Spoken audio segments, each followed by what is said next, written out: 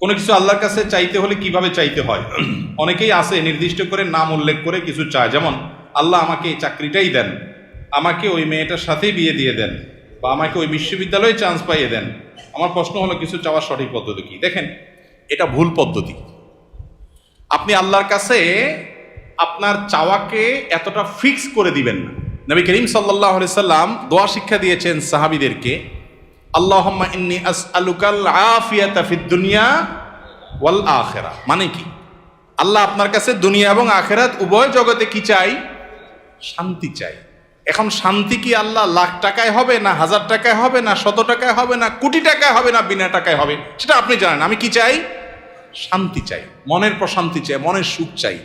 এই জিনিসটা আপনি আমাকে কিভাবে দিবেন আপনি জানেন। আমার শান্তিটা দরকার। আমার শান্তির জন্য যদি কোটিকে টাকা দরকার হয় তো কোটি টাকা দেন। কি লাগবে সেটা আপনি জানেন, কিন্তু আমি কি চাই?